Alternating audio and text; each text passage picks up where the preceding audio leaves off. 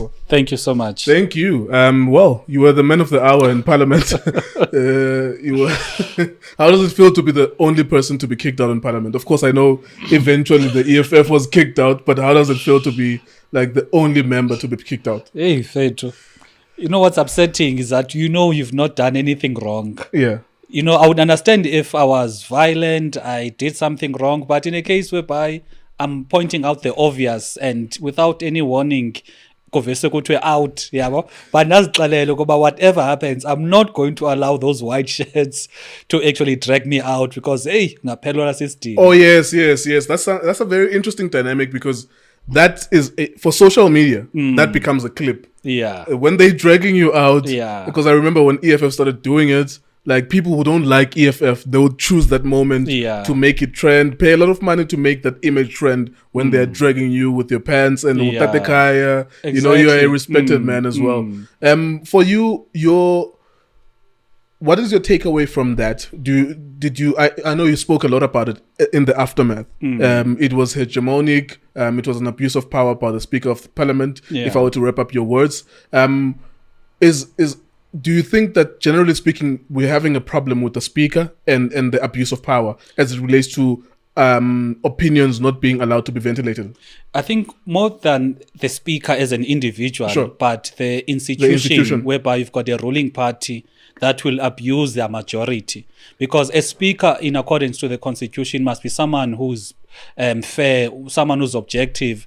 Hence, there's even suggestions about you need to have a retired judge because you need to be a Speaker of close to 14 different political parties. So you can't come as a Speaker wearing the hat of one particular party to make sure about whatever that your role is, you are going to protect that party. So currently, we can change the current Speaker, but the issue is that the next Speaker as well will come from the ANC. Will come from the ANC and also dictated by ANC directives as to how she must act. Because, the way they kicked me out, you could see by it was premeditated. They do not want anyone that will call them out for wrong. Yeah, you can see that there's a plan to eliminate dissent. Yeah.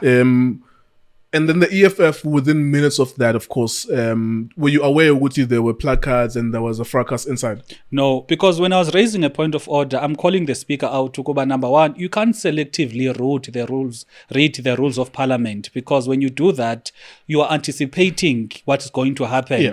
And that is in violation of Rule 92. Rule 90. Secondly, you can't, when speakers are stating their points, interrupt as they are talking. You are violating Rule 66. So I was just calling her out, but don't do that. And then because there was no discussion between me and the EFF. Now I was observing the conduct of the Speaker, which I believe, the Speaker's conduct is very important, because if she's unfair and she's biased approach then you are going to see what happens in Parliament, whereby people will not be happy. But if you've got a biased Speaker, even if we're not happy, but if at least the manner in which she conducts her role in Parliament is seen to be fair, it's going to be difficult for us to actually have a difference now. Yeah. What was your opinion though of what unfolded thereafter? Because the EFF, of course, eventually there was a mini protest, and it almost the way that it acted itself out was that it was almost confrontational to the president, because they were approaching the president, and then the discussion thereafter, after the EFF was escorted out of Parliament, the discussion was about the safety of the president. John Steenhuisen stood up and said that there were members of the security cluster for the president that were there unauthorized. Why were they there and not called after the fact? Yeah. And then I think there was a member here, Freedom Fund Plus, Mr. Groenewald, who said, look, however it happened, those people were protecting the president. Yeah. Therefore, that's paramount. Whether or not they were there in the lobby or wherever, they were not supposed to be there. But if effectively they protected the president, then they did their job ultimately. I suppose the question is about power, and power misrepresenting itself, misinterpreting itself, power overextending itself, particularly as it relates to security. What do you think about everything that happened thereafter? Yeah, look, Parliament is a Parliament of the people of South Africa, firstly. And it is comprised of politicians coming from different backgrounds, with different ideologies and different mandates. Yeah. Therefore, it will never be an institution whereby everything ihamba soft. There'll always be contestations because it is a highly contested political space. Now, those guys, their mandate to protect the president. So if whatever happens, if they view any action as a threat to the president, they do not need to wait for the speaker. The only people that need to wait for the speaker, it is the Parliamentary Protection Services, because they operate based on the instruction of the presiding officer. Whereas those guys, if they sense a threat, well, that is how they will respond. But I don't think the president was under threat, because in lieu of having protests, you remember there was a protest, I think it was an IC event. President Zuma was speaking. Yes, I remember. And the woman, there were young women were protesting against him. And they bafika bama in front of Yena with placards.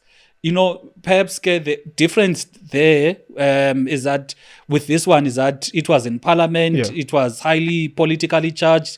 So maybe with the intelligence, they may know, Tina, we don't know, maybe they thought there's a risk or there's a threat to the life of the president. But the next day when he stood up, he said he did not feel any threat. So, but the issue again is that immediately that creeps in, it's going to create an unfortunate reality whereby members of parliament will be silenced, will be intimidated against speaking out on the powers that be. Whereas we need members of parliament to be actually vocal and speak out against all of the wrongdoings. But if you are going to have a culture of having amapolisa inside, people going to be removed unfairly, then obviously as ixesha lihamba, it's going to creep in our subconscious ukuba we need to tone down a bit, which is something that is wrong. Yeah, it's interesting when you say that, because that's pretty much the spirit in which people are protesting against that. When there's police presence within parliament, then it changes the mood of parliament, and there's an intimidation factor that creeps in. Wasn't anyone aware that the EFF came in there with placards? Like, on a lighter note, how would they have snuck that in? Placards, and they are all organized. Like, when was the opportunity for them to do that? It's not the first time. I think it was in the budget speech last year. They had placards. We never saw them. And you were next to them. Yes, because on my left there's two EFF people. Nangoku, they were there. I never saw any placards. So unless they bafika early, they stuck them under the seat, or because maybe overall, overall, so you don't know. That's very interesting. The age gap there, or the age profile of a typical member of parliament, is that something that you look at and it concerns you? You in your 30s. Your peers in parliament are usually in their 50s and 60s, particularly from the ruling party and some parties as well. How does that affect the work of a parliament if people are of retirement age? And then there's a lot of committees and people are asked to account on parliament, and there's older people there. Yeah. Parliament has been criticized by it's not effective, it's not doing what it's required to do, simply because parliament as an institution, it's the people, it's the members. So if you look at the members, there needs to be educational capacity. If members are not capacitated, because you are going to have members who can't read, who can't write, who can't even... I remember there's a time whereby one entity presented a report which was presented few meetings ago, and none of the members picked it up because they can't read abanye. So, it reduces the quality of the work of members of parliament, because if you can't read, obviously, awuzokwazi to do the work required of you. Again, if one of the other issues, again, we are abantu abamnyama, so there's always that subconscious ukuba you need to watch your tone when you speak to umuntu omdala. But I've learned ukuba, but ayincedi, we can confront, speak the truth, but uyithethe with respect. So I don't need to be swearing at them, I don't need to be shouting at them. I can still tell them where they are getting things wrong, but without losing that respect that is expected of a 30-year-old person, or teta with umntu that is 50. But I think also the age factor is limiting in terms of badala, they can't easily move around, because when you're doing oversight, you need to travel all over the country. You need to stay up in long meetings. You need to read, most importantly, because when entities and departments send you reports, send you their presentations, you need to read. Uxa in the meeting, you are able to engage based on something that you've applied your mind on. But if you look at the conduct of members of parliament, particularly from the ruling party, there's no such thing. Hence, you check ukuba out of the 247 plus members of the ANC, I'm sure close to between 30 and 40. The question would be, what are these 210 doing? Yeah. They are nowhere to be seen because bazi backbenchers. They are nowhere to be seen in their house in terms of debates. They are nowhere to be seen even in the committees where they need to be doing a lot of work. And that speaks to the issue of education, which is abanayo, most yabo. And the other issue, it is the issue of they lack independence. Nkuleko, in fact, I don't want to lie. I was so shocked when I got to parliament because I used to debate. In their house, they would heckle, they would howl. But when they see me in the corridors, they will whisper, but in fact, we are on the right path, continue. And you ask them, but inside you were heckling, you were howling. And they would say, hey, Veto, this is politics. We are subjected to our political bosses. So even if you are saying the right things, if it does not, if it's not in the interest of our political boss, we can never support you. So that is what is making parliament again not to function kakuhle, because you have basically 14 parties. So basically, if the leader of the ANC wants IPPs, regardless whether the other members of the ANC do not want IPPs and they can see why IPPs are going to destroy our country, they can't speak out because, remember, abanye babo, they do not have any prospect of employment or means of a living outside of parliament. So they need to toe the line, because should they speak out, bazogxothwa. And what happens when they're out of jobs? Then they're going to be in difficulty. So majority of them would rather stay in parliament, toe the party line, keep quiet, and not openly express themselves because they are thinking about their stomachs. So as it stands, there is nothing that speaks to the age limit. No, there is nothing that speaks to the age limit. For example, look at Utatu Buteles. He's close to 95, if I'm not mistaken. Yeah. He would, I think the last time he physically came to parliament was 2020 or 2019. Otherwise, I don't know if he's part of a committee.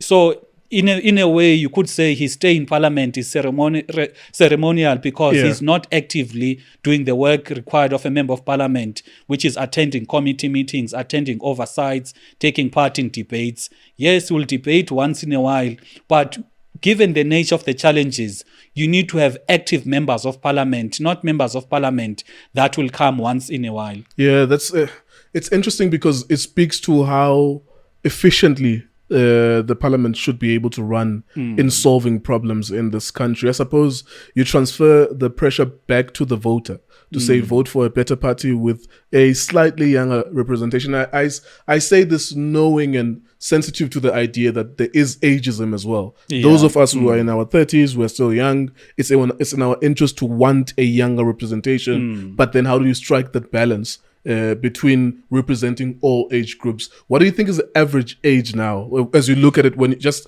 scanning through when you're in there, those people don't look less than 40, generally speaking. Yeah, I think the average age should be between 50. I think be 50. Oh. But I think more than the age factor, umtu can be 80. But if they still have the drive, they are still able to do the work. Like I said earlier on about the issue of the capacity. Because you can have an 80-year-old with capacity and you can have an 18-year-old without capacity. You find that a person does not have the experience and the know-how to actually do the work as a member of parliament. So I think the trade-off is that we must not want to have young people for the sake of having young people. Yeah. We must seek to have abantu with capacity, because it's only when you have members of parliament with capacity that they are going to be able to draft laws and play an effective oversight role. Yeah, love that point. Generally speaking, can you tell us about being a member of parliament as it relates to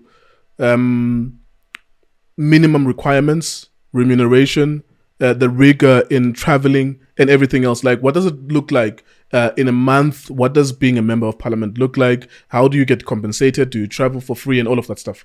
Yeah, Parliament gives flights, I think 80 something flights, depending whether are you a chief whip, are you a whip, or are you just an ordinary member. Okay. I think others get about 92. Chairpersons of committees get more than 90. The other members get like 80. That's flights per year. Flights per year. They fly across the country. They can't fly outside of the country. But the work of Parliament predominantly is in the committees. Because if government has got about 30 departments, small business, trade and industry, minerals, then Parliament will have 30 committees as well, portfolio committees, to oversee the work of that particular department. So this is whereby, for example, in the case of small business, Parliament, the portfolio committee will have to engage the minister to understand what are the plans. They'll have to engage CIFA, CEDA, and all of the entities under that particular department. So bulk of the work is in those committees, because it is those committees, for example, that will come to Parliament with a report to say, based on the work that we did to oversee a certain department, this is what we found, and this is a recommendation. Then Parliament passes that report. So if you do not have, I'll always go back to the issue of capacity, because when I got to Parliament 2019, first time being a member of Parliament, I don't know many things. I don't know the building. I don't know who to talk to. So it took a while for me to actually know my way around, firstly, the institution, plus the available mechanisms of holding the executive accountable, which is utilizing the Office of the Public Protector, Chapter 9 institutions, asking questions, debates, writing letters to ministers, all of those things that are available. But if we are going to have what we see in our country, whereby there's a high turnover rate of members of Parliament, the other issue that now is going to happen is that the capacity gets to be reduced, because we are going to have new people that need to learn Parliament. Then after 2 or 3 years, those people get to be removed. So Parliament gets to be weakened because the skill, the capacity is not kept in the institution. Yeah, that's interesting. One of the things that I was following as it relates to your party, ATM, in Parliament was the issue of secret ballots. That has a precedent, I think, under President Jacob Zuma, that there was an allowance by Ubaleka Mbete at some point for there to be a secret ballot. I think it was a vote of no confidence, if I'm not mistaken. After maybe 8 of them, eventually one of them was allowed to have a secret ballot. Where are we with regards to that? That is related to President Ramaphosa and the Phala matter. And please just enlighten us more about that. Yeah. Look, let's start with the Constitution. The Constitution says if you are electing a president, if Parliament is electing a president, if there's more than one candidate, the method of voting must be secret ballot, because you need to protect members of Parliament, but they need to be independent, etc. So that is explicitly mentioned in the Constitution when you are electing. However, the Constitution is silent when you are removing, which is via an impeachment process or a motion of no confidence. Now, the power of determining the method of voting gets to be given to the Speaker. A Speaker who belongs to the ruling party, the Speaker who knows Ukuba, if they would grant a secret ballot, then other members would be able to vote freely. So that is the crux of the problem. Secondly, one of the other things that is killing our country when it relates to Parliament, it is the ANC using their majority to actually rubber stamp whatever decisions that have been taken by the ANC. Let's take, for example, the issue of Phala. There's an independent panel report, and it's experts, because it was headed by a former Chief Justice, who says, and remember, he's not a politician, so he can't be said, no, it is because he hates the president or he hates the ANC. He's an independent judge that needs to apply the law. So in accordance of applying the law, he comes back with a report that says there's a case to answer. Now, any logical institution would have said, all right, here's a report that is saying there's a case to answer. Let us further scrutinize the conduct of the president by establishing a committee. That is what the constitution requires. However, the ANC says this is how we are going to vote. And if you do not vote like this as a member of the ANC, you are going to of money consequences, meaning they are threatened. This was leading up to where they were reading each and every member, whether or not they agree or disagree. Yeah, leading up to the vote. Yeah. I think it was Mr. Mantashe owachoyo kuba Yes. if anivoti kanje, if anyone defies the party mandate, there are going to be, there's going to be consequences.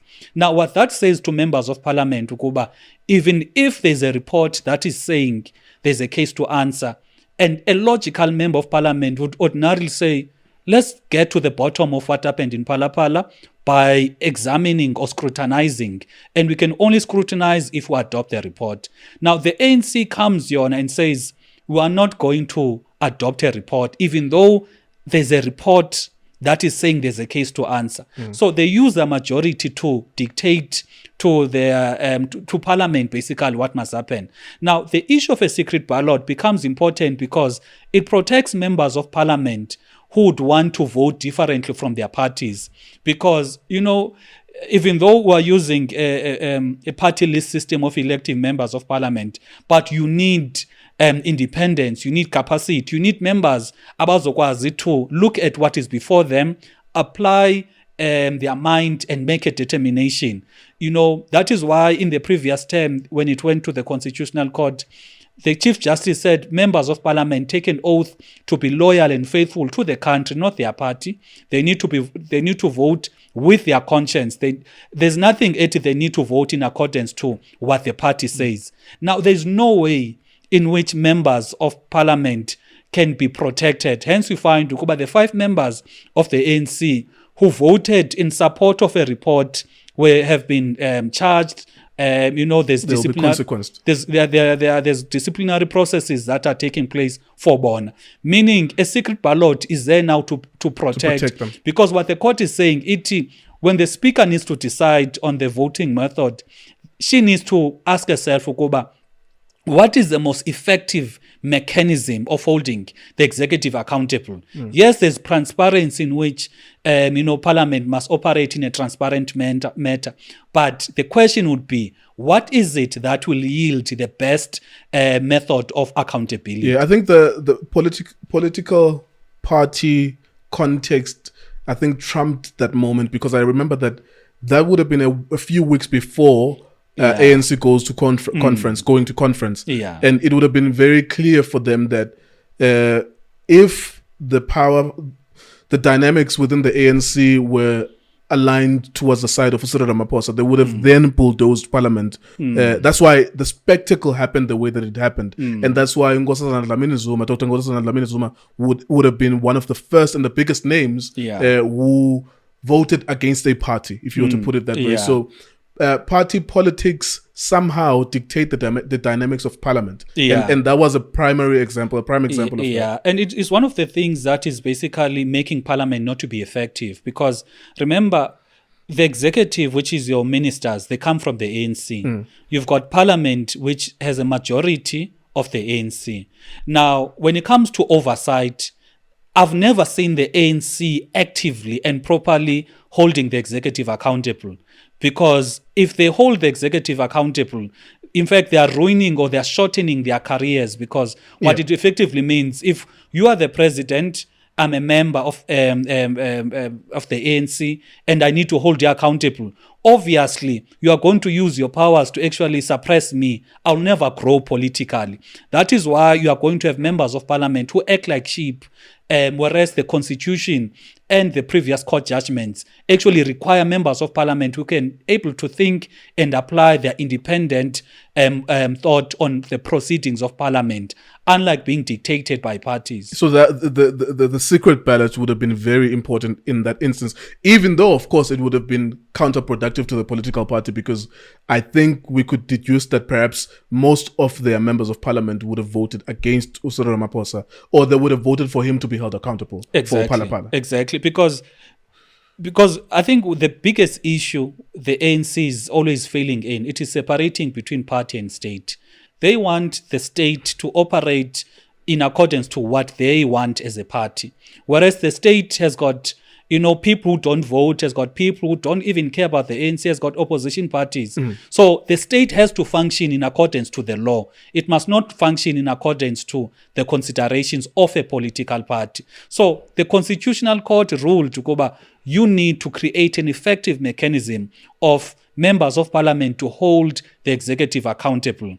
And what was going to happen that day, the report was going to be passed, and then after, there was going to be an inquiry. An inquiry can come back and say there is nothing wrong that he did, or it can come back and say there's something wrong that he did. But the fact that the ANC is stopping qua inquiry, it means it's problematic, because it means, look at, for example, what is happening now with Andre de Ruyter. The ANC is basically closing rank, protecting each other from whatever scrutiny that, that they need to account for when it comes to public resources. We don't care uba bayabulalana bona kwe-ANC. We don't care about their party factions. But what we care about, it is the conduct of government ministers. Because Mr. Ramaphosa was held accountable as a president of the country, not as a president of the ANC. But where the ANC gets it wrong is that it uses their majority to protect themselves in the functioning of the state, and does not allow parties in parliament to actually hold them accountable. Look at, for example, even the state institutions. Arthur Fraser went to the police station in June last year, reported to the Hawk, submitted affidavits, information. Now it is more than 7 months later.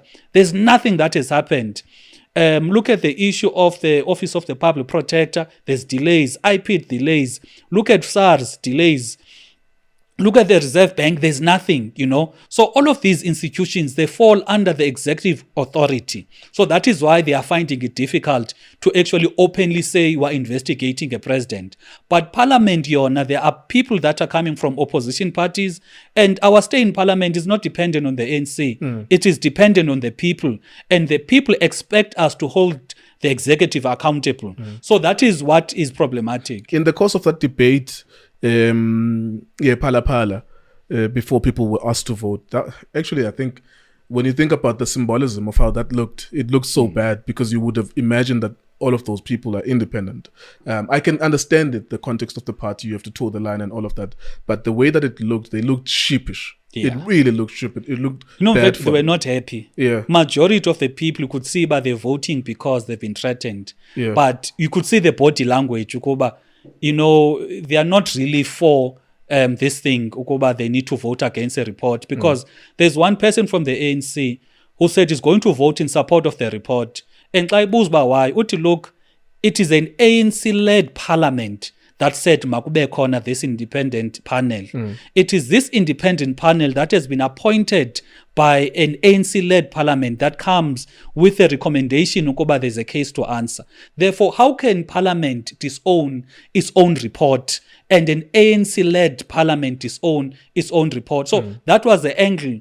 But majority of them, shame, they're thinking about their futures. Remember, abanye babo, they can't survive outside of politics. So hence they need to do whatever to stay within politics. Yeah, in that debate, someone mentioned the cost implications of the judge, how much they had already been paid to do the work. I don't know, it was in the millions. Yeah. So I think what they were suggesting there was that how could you then sanction this to be done by a retired judge, and it costs millions to do, and then all of a sudden you say it must be shelved. That for me was one of the shocking aspects of that millions are being spent, and then the judge says there's a case to answer, and you say no, there's no case to answer. Yeah, it speaks to how institutions are being deliberately destroyed by the ANC in order to protect themselves. Because, like I said earlier, he judge.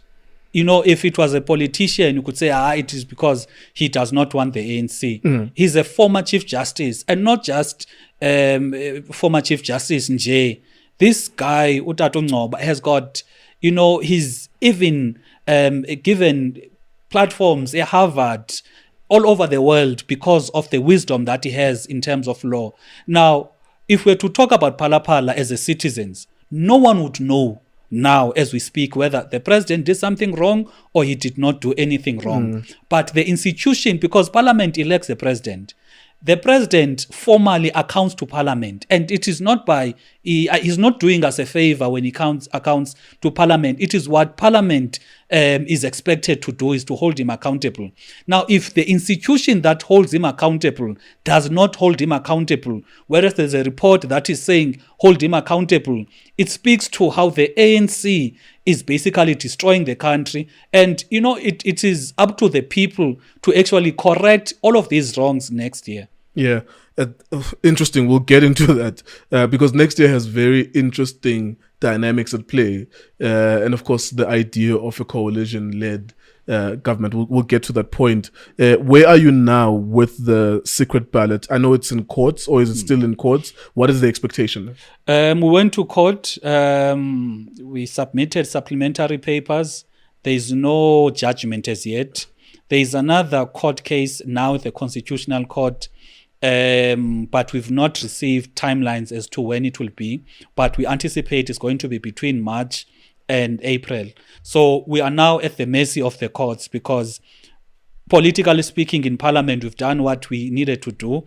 It's only if Mhlambi, the Office of the Public Protector or IPID or any of these other institutions would come with a report, then we will activate the matter of Phala. But for now, sisathembele kwezi courts. Yeah. And Mutama was saying that you are going to courts as Ramaphosa. But that's a story for another day. Wouldn't that, so the courts would then help towards assisting even for future purposes, that whenever there's a vote of no confidence, make it secret ballot? Yeah, no, the courts for now... or are they only limited to... that particular instance? Yeah. Remember, the previous court rulings was to say, for a secret ballot to be granted, it needs to be a toxic environment, blah, blah, blah. So based on members of the ANC being threatened, members of the UDM and PAC, also received threatening. Death threats. Yeah. So the environment, as it was that day, any logical person would say, members of a certain party are threatened on their livelihoods. Members of these two different parties are threatened on their lives. Therefore, a secret ballot will actually assist, because it is also the effective mechanism of holding the executive accountable. But what we need, going forward, is for a motion to actually to change the constitution in that regard, because the courts can't say change the constitution. It's members of parliament who need to take it upon themselves to say, to safeguard what happens in the future, because we can't rely on the mercy of the speaker. Because ngoku, even if the environment is so toxic, abantu are fighting. If the speaker says no, the environment does not warrant a secret ballot, there's no recourse. But if it is given, when you are going to vote for a secret ballot, if you are going to vote for a motion of no confidence, or impeachment, or impeachment, it must be secret ballot. Okay.